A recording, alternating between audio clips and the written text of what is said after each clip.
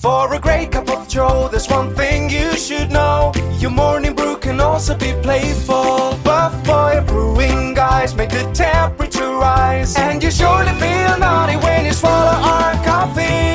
If you want some real heat, give your mouth a fine treat. You will want some more, rest assured. Buff Boy Brewing, you can't get enough of. It's time for The Scribble, your weekly fix of celebrity chats, bizarre stories in the news, and basic random chatter with best-selling author and syndicated radio host Jeremy Bradley. Make sure your seat is in the upright and locked position and your barf bag is securely in place. Here's Jeremy Bradley. Ho, ho, ho, it's the holiday season. Thank you very much, Larson. Oh, I don't even know that you're going to want to listen to the next 30 minutes if that's how we're starting the show. Jeremy Bradley here. This is The Scribble. Thank you so much for tuning in. Happy holidays. That's the PC way of saying Merry Christmas. But happy holidays to you. Whatever it is that you celebrate, I hope you are having a joyous time. Maybe I'm into the eggnog. Don't judge me. Just go and have one for yourself.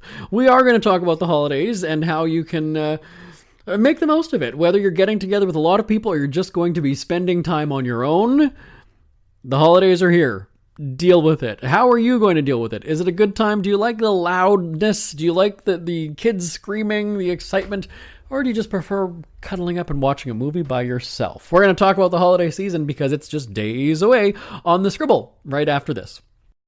Isn't it crazy that you wait for payday, but before you know it, you're strapped for cash again? It's time to stop blowing your money and become a smart spender with the book, The Official Guide to Being an American Cheapskate at cheapskatebook.com. Learn simple ways to cut costs at home every day and during special times of the year. Don't go broke at Christmas. Don't remortgage the house for a fancy vacation. The book is filled with tips to save you money throughout the year. Check out the best-selling book, The Official Guide to Being an American Cheapskate at cheapskatebook.com or on Amazon and iTunes. Jeremy Bradley here, back on The Scribble. You know, with just Christmas a couple days away, I mean, I guess the holiday season, right? This is where Americans want to bring Christmas back, right? That's the whole big thing where it's okay to say Merry Christmas. In Canada, you have to say Happy Holidays. You can't do it. But anyway, so it's the holiday season approaching, if I'm going to get raked over the coals for that introduction. But I think the pandemic had people feel one of two ways, or maybe both ways. Was that, you know, you couldn't have family get-together, so it was kind of like you miss this togetherness, the tradition of the family get-togethers. And I've said on the show before, my family is practically Jewish in terms of spreading out the days. We have Christmas on Christmas Eve, Christmas Day. In Canada, it's called Boxing Day on December 26th. And then we would have another day somewhere between Christmas and New Year's with my mom's side of the family. So we would have about 4 days of Christmas things. So Christmas Eve, I would go to my parents' house. Christmas Day, I'm back there and my brothers come. And then we have something with my dad's side of the family on Boxing Day on the 26th. And then we have something with my mom's side of the family on generally like the 28th or 29th, somewhere in there. So we stretch it out for 4 days. And so obviously during the shutdowns and everything, we couldn't do that. And because it ended up, I think it was it 2 years that we couldn't, yeah, I guess we had 2 Christmases where it was just my husband and the dogs and me at home. So going back to the one of two ways, people either really felt like they missed out and like, oh, next year we're going to do the big Christmas thing again because it's been so long. Or you have people like the two of us who were sort of like, we're kind of okay with a low-key Christmas. And, you know, you have to also remember our lifestyle is, you know, we don't have kids. We don't really care for, I mean, my husband sort of likes playing, he's a sporty guy, right? He's a Brazilian bodybuilder, fitness guy. So he likes playing, you know, he was introduced to hockey with my family because he had never, you know, so he's kind of fine with doing stuff like that. But I don't care for kids. I don't want to be around the noise. It's so loud and whatever. So if we just have, and like we did actually earlier, was it Easter? So Easter, we had just the two of us. We didn't go anywhere. Like we didn't do a big family because, we had Corona starting to go around. Oh, sorry, it was Thanksgiving. I'm totally messing up this story, ladies and gentlemen. Thanksgiving we didn't have because my cousin and her husband, who were going to host, ended up having Corona, and then a couple other people, because Corona kind of struck up again in September, I think is what happened. Right. So we had just a low-key Thanksgiving where it was, again, just us. We ended up ordering... This is how stupid. We ordered two things because Canadian Thanksgiving is on a Monday. So we ordered something over the weekend where we ordered Popeye's chicken. I'm laughing because it's just so stupid. And you have to realize that in our big Ukrainian and Polish family, we do the big turkey, right? We normally do that with everybody. So we ended up going with Popeye's chicken. So that's what's funny to me about it. But here's the thing, is that, and I'm doing an endorsement for Popeyes. I don't know why, but it was really good. The food was good. It was fast. It was hot. I like the gravy. It was spicy, and it was just kind of like, whatever. This is our Thanksgiving weekend, and it was kind of whatever. And then we'd ordered. My husband, bless his heart. He, like I said, he's Brazilian. English. I mean, he knows English now. I mean, he's lived in Canada for a good 8 years almost. But he still kind of gets a little bit tripped up with English now and then. And normally it's his reading that's really good. It's his speaking that kind of gets him tied up. But he was scrolling on one of the delivery apps, and because he typed in turkey, and it was a grocery, he was thinking that it was all actual food products coming up. Well, he ended up ordering, and when it came, I was just kind of like, what the hell he ordered a bunch of turkey flavored cat food and treats is what he ended up getting, because I guess there were no pictures or something, or that it just wasn't a descriptive enough picture or whatever. And he ordered cat food, which is hilarious because we don't have cats. And so that was our Monday actually on Thanksgiving. And then what we ended up doing was we ended up just going through the app again, and we ended up ordering a roasted chicken. We ended up ordering more food, but this was more kind of like traditional, like an actual roasted chicken showed up at the house. So it was kind of funny to have that parallel of like, fast food fried chicken and then an actual roasted chicken from a restaurant that happened to be open. But often what we would do is we would do our own kind of Thanksgiving, and then we have something with the big extended family. But and so when I said Easter, why I was thinking of Easter was because I was actually on my own for Easter. He was in Brazil. His brother and his wife had a baby, so my husband had gone to go and meet his new niece. So it happened over Easter, and I was on my own for Easter. I certainly wasn't having like a big breakdown and being like, oh, I'm alone for Easter. But we didn't have a family. I didn't go to a family thing. I was just kind of at home, and I was okay with that. I was just fine with that. It didn't bother me. So for Christmas, this is kind of the discussion that we were having now, though, is do we, it's, people always want to see you, right? So you almost sort of feel obligated because it's kind of like, well, I haven't seen them. They want to see me. I can brag about how wonderful my life is. And I've talked about this on the show because since I retired at the age of 39, for the most part, life has really slowed down. So I don't have those big fantastical stories anymore like I used to. Maybe that's why usually it would be, any big trips coming? Oh, which celebrities? Oh, any award shows? Oh, when's the last time you were in Los Angeles? Which, we split our time between LA, West Hollywood and Winnipeg still all the time. And so maybe that's kind of what it is, where I'm just like, oh, I've got nothing to tell them. I've got nothing to share. Like, life is just kind of boring, and I'm okay with that. I'm not complaining. How many people at 41 years old can go and say, I really don't have very many cares in the world. Everything's fine. We're just coasting along. We've got no complaints. Everything's good. We're good. We're fine. Everything's good. And so we're fine with just a low-key, casual kind of a Christmas. And tying back to what I said at the top of the segment was we had that for 2 years during Corona. So maybe that's also kind of where we're just sort of, now we're just used to it, right? We went for 2 years without, that's 2 Easters, that's 2 Thanksgivings, that's 2 Christmases, that's 2... everything, Canada Day, New Year's, all of the big holidays that you would kind of get together with your family. We just have, and we're okay with that. So this is where when, you hear people go and say that they're depressed over Christmas because they don't have anybody, make the most of that time though. I'm not saying I have a husband and we've got dogs, so it's not like I'm alone. I'm not isolated. But when when he was away, and I guess I still had my dogs at that time. But I'm going to talk about it, I guess, as we get closer to New Year's, because I have this sort of outlook on life when everybody talks about the New Year and they're like, oh, I can't wait for the year to end and going to be. No, it's still in your mindset. It's not that all of a sudden the world completely changes with the snap of a finger come January 1st. We heard that during Corona, right? Everybody's like, oh my God, the pandemic, oh, next year's going to be great. It's still going to be there January 1st and 2nd and 3rd and 4th. It doesn't work that way. So if you were negative going into it, you're not going to tell me that you're going to do a complete 180 just because the calendar flips. If that's so, then you need to reassess the way you look at life and how you do things. Now, again, I'm not a doctor, I'm not a psychologist, I'm not a psychiatrist, I'm not any of those things. I'm just saying, not a motivational speaker. I'm not somebody who's like, today is going to be a wonderful day. Tell yourself how great you are. No, I don't do that.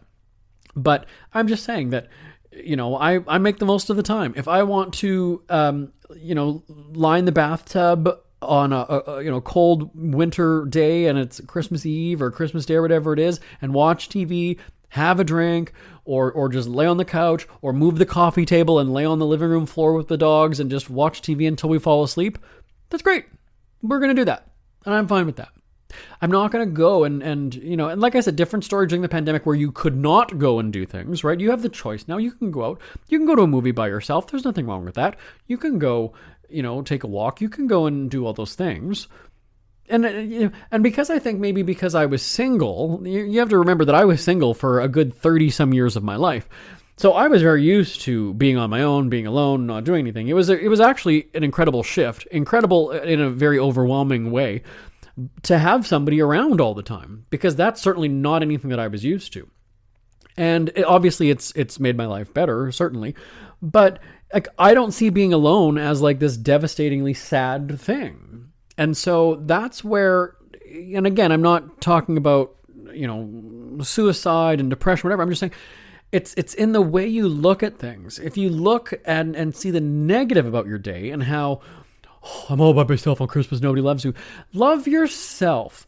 Buy yourself something then. I'm not saying going and buying yourself a $10,000 bracelet. I'm saying just go and order yourself some food. Do something that makes you happy. Because at the end of the day, it's you. I've never liked when people go and say, because I was this person too, that I remember saying to somebody, I need you to be happy. I need you in my life. I need. And he was actually a psychology major at the time, my friend was. And I remember him saying to me, no, you don't need me in your life. That is just, first of all, that's putting pressure on that person, because that's, making it seem like they have to be there for you or else. And, it's manipulative, I guess would be the word. And then he said, no, you make yourself happy. You're the one who does it to yourself.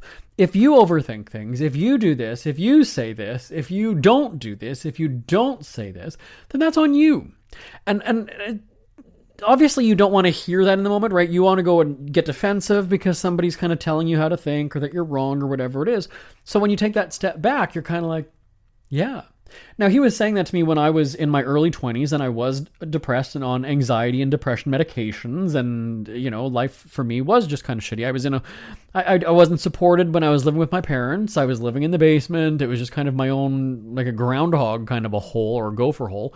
And I just felt so closed in, and here, I guess for a little part of it, I wasn't out to them, so you're a gay guy in your 20s living in the basement. You want to be who you are, and totally different story now, where people are way more open about who they are than you care to know. But I just felt so isolated and so, claustrophobic isn't the right word, I guess, just confined maybe is the word. And so I'm okay. So if I'm by myself on Christmas, let's say that, again, knock wood, hopefully, that my husband has a family tragedy that he has to go away for Christmas and it's just going to be me with the dogs. Well, I'll make the most of it then. If I've got a video chat with him, and we'll find a way to make that fun. We'll find a way to be silly about it and go and say, okay, well, you're going to have a similar type of cookie while I eat a Canadian kind of cookie, or they don't have eggnog there. He'd never had eggnog until he came here. So maybe you'll download a recipe and you will make eggnog and I will make eggnog, or I'll have a carton and we will drink eggnog. Like it's what you make of it. It's what you do with it. And we have had those instances where when we first got together, I was on the radio and I was traveling all the time. Sometimes he was able to come on the trips with me. Sometimes he wasn't. And I remember being in Pittsburgh. It was really quite funny. Do we have to go? Why are you rapping? What's going on? What did you say? Sorry, I'm talking with you. I'm not talking to myself. They're talking in my ear. 3 minutes? Okay. All right. So when I was in Pittsburgh, we were taping Christmas programming, and we had just we actually just recently got together. So you know when you've got that honeymoon period when you're first in a relationship, and it's like, especially now with phones, you know, you get that text or that message from your partner, and that you have to reply right away because that's my spouse, that's my husband, that's my wife, that's my whatever. And I knew that when we were out taping these tourism shows, first of all, I was being paid a lot of money to basically vacation. So I was being paid not only from my own company, but, you know, a tourism board was also cutting you a check. So you're on their dime, and your focus and your attention needs to be on them. I'm not one of those people who's got my phone with me and is checking, because remember, I wrote a book called Put Down Your Damn Phone Already. So for me, I went there with, since I've had more than one phone. And we would go, and because if I was on my own doing something, we had the official Speak Free Media phone that was taking the pictures and being uploaded to a cloud or whatever the fuck it was. And that would have, you know, like the work email, whatever. And then the personal phone, which was the one that he would be contacting me on, I would be too tempted to constantly be looking, because again, you're kind of like, did my husband message? Oh, we weren't married at the time. You know, did he message me? Oh, is he thinking about me? So I just remember feeling like, oh my God, I left the phone in the hotel on purpose because I needed to focus on the task at hand. And I remember we would have some breaks in between. So sometimes we would tape something in the afternoon. We would have like a 2 or 3 hour break. They would go and say to me like, oh, well, if you want to go and check out the town, whatever. And I would say, I'm going into the bathtub in my hotel room. I'm not going and venturing out. I'm not doing all that shit. You're coming back at 6:30 to pick me up. I'll meet you in the lobby. But for these 3 hours, no. And it wasn't because I was going to go and talk with my man that entire time. That was just my thing. I would go into the bathtub, whether I was single or not. That was just my thing. So then when you got a man involved now, I remember almost like running to the hotel room when they dropped me off, because I needed to see, and he had a different color blinking light on my phone, that I just needed to see the purple blinking to know that he messaged me. And I kind of thought, wow, that's really needy and clingy, and I don't really want to feel that way. But because it's still a new relationship, it's exciting. It's kind of like, oh, he's thinking about me. And then I would feel depressed because I would come back sometimes after that 3 hour, or maybe we were out taping for 6 hours. And I remember that he's working and he's got a life and he's doing, you know, I wasn't on his mind 24/7 as much as you want to be on your partner's mind in that time. And then I remember just feeling gutted one time because maybe it was still in Pittsburgh. I don't remember where it was. But I remember almost running back to the room and the light wasn't blinking and there wasn't messages from him. I was in the foulest of foul moods because I was like, now I'm pissed off because what is he with somebody? Why isn't he thinking about me? Why didn't he message me? Well, he knows that I'm working and that I don't have time, that I'm not going to have my phone with me. So here I am getting on his ass about like, hey, you know what? I'm not going to have my phone, whatever. So he's like, well, I didn't text you because you said you're not going to have your phone. So, like, why would I be messaging if I know that you're not going to be there? And then I'm still mad at him. Well, you could have. I'm going to get it when I got back to the hotel.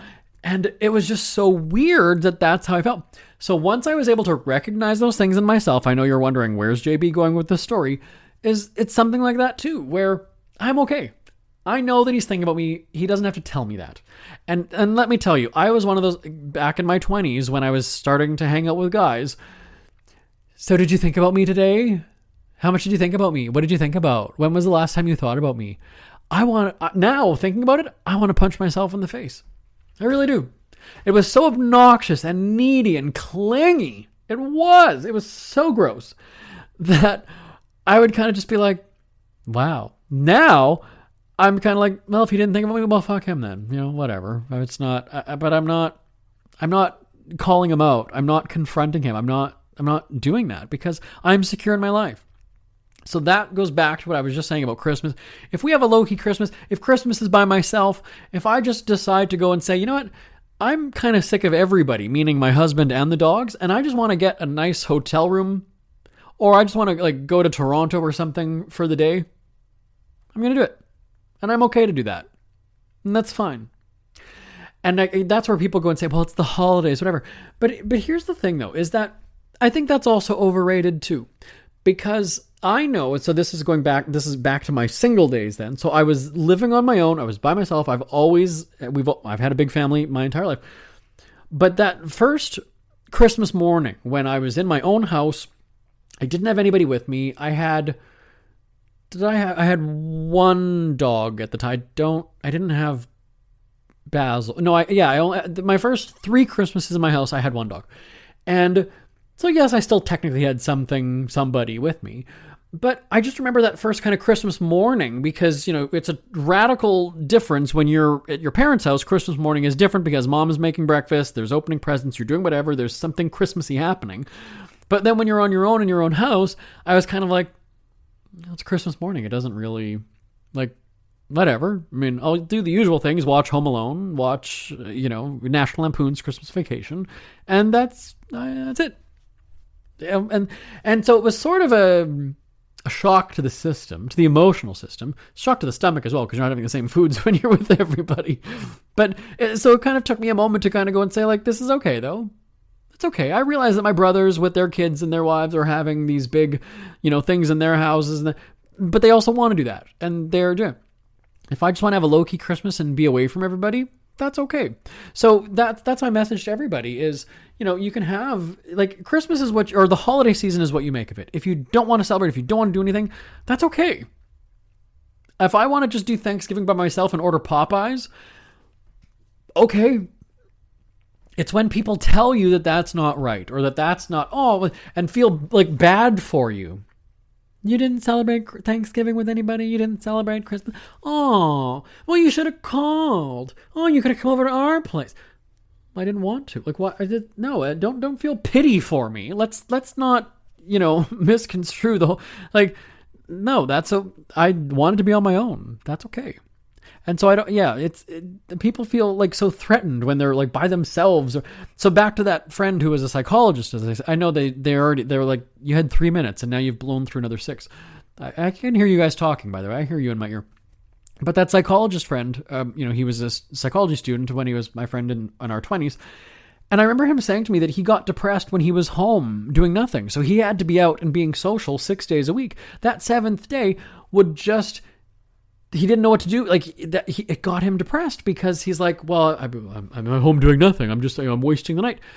No, you're not. If you're telling yourself that's, so now here I am going and schooling a psychologist, going and saying what's the problem with it? There's nothing. It's okay. Why is this an issue? So anyway, tell me your thoughts. Send me an email live@jbonair.com. live@jbonair.com.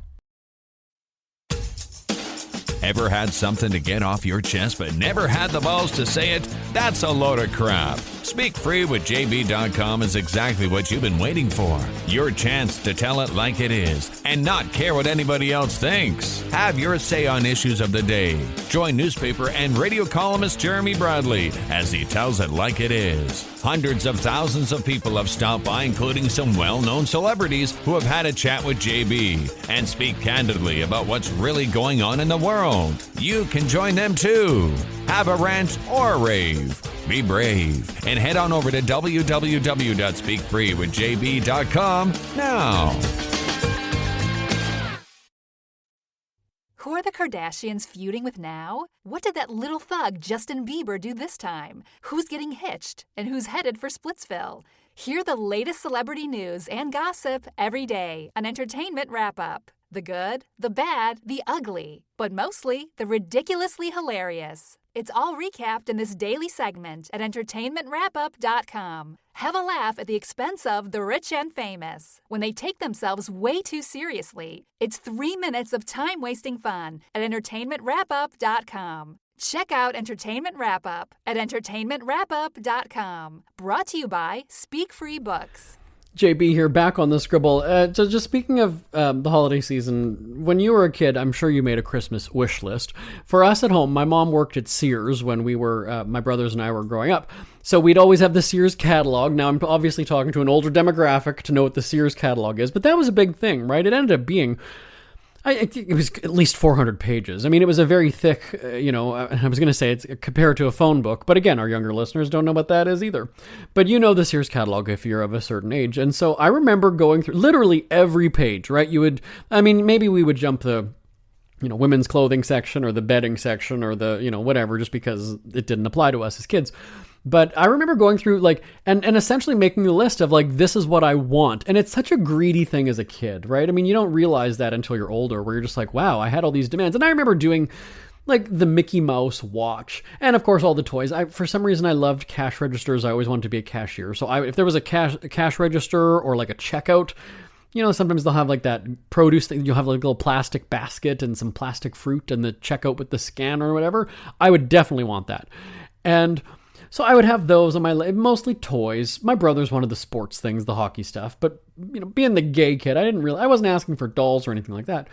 But I mean, the electronics, right? Maybe it was the stereo, maybe it was this. But you'd have this list of 20, 30 things because you just want everything. And you'd assume then that your parents are distributing that list to your aunts and uncles and, other people who are buying you for Christmas. And you'd get most of them. But then here's the deal, though, is that you would maybe get... Now, again, mine was always in chronological order of the way the pages in this year's catalog were. I didn't certainly go and say, well, these are the top 3 things. So if I only got 3 things, it's going to be these 3 things. I never did that. It was this is on page 47 of this year's catalog. I would be very thorough in the way I would make reference for my mom.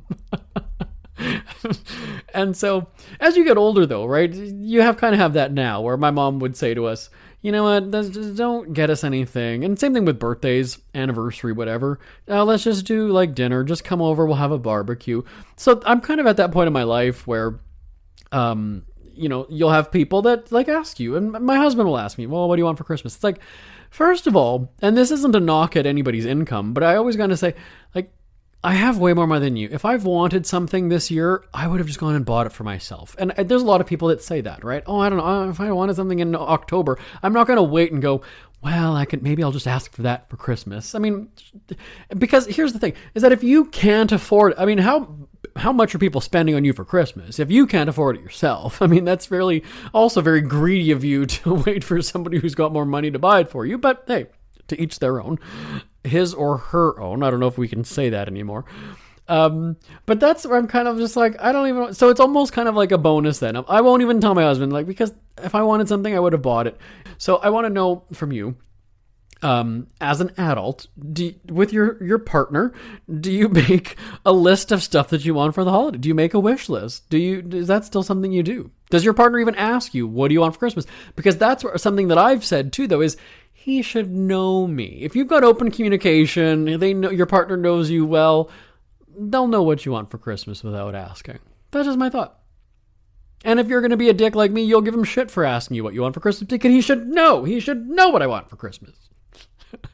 Send me an email, live@jbonair.com. I know you're asking, how is that guy not divorced yet? How is he not? live@jbonair.com. Back on the Scribble right after this. We hear you chirping. Get scribbling. Tweet up the Scribble at The Scribble Show. Join the discussion with Jeremy Bradley. It's all going down right now on Twitter @The Scribble Show and @thescribbleshow.com. Oh, gotta love a Twitter promo in the days of X. I'm forever gonna call it Twitter. I'm not even gonna lie. I'm laughing at all the memes about Mariah Carey because it seems like come October, maybe even around Thanksgiving, all these memes about Mariah's being defrosted for she's the Christmas song "All I Want for Christmas Is You," and so it's kind of weird because is that really just what she's known for now? And you go and say, well, is she touring? I don't even know. Is she putting out a new album? Really, she's just known as being this Christmas song. It's the song you hear over and over again. I even, years ago, again, I was single at the time. Let me give that disclaimer. I made shortbread cookies and I put, icing or whatever. It was these snowmen. And I was into the eggnog. And I just remember having the song, blasting on a stereo and making it almost like a music video with these. They were the shape of gingerbread men, but they were sugar cookies. So it wasn't, I'll just say they were gingerbread men. Okay. To make it easier. And I had them in this, you could make not a gingerbread house, but there was of cookies, of wafers, of graham crackers. And you'd paint them. There was icing and candies or whatever. And so I had these snowmen, gingerbread men or whatever.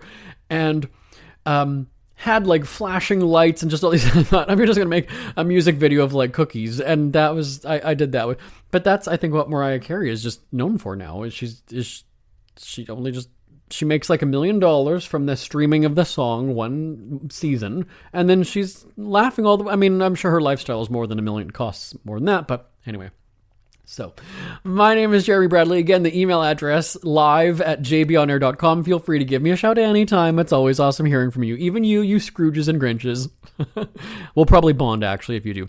I will talk to you same time, same place next week. Bye-bye for now. Want more Scribble? Check out thescribbleshow.com for past shows, celebrity interviews, cheapskate tips, and more. That's at thescribbleshow.com and on Twitter at The Scribble Show. The Scribble is a speak-free media presentation. If you want some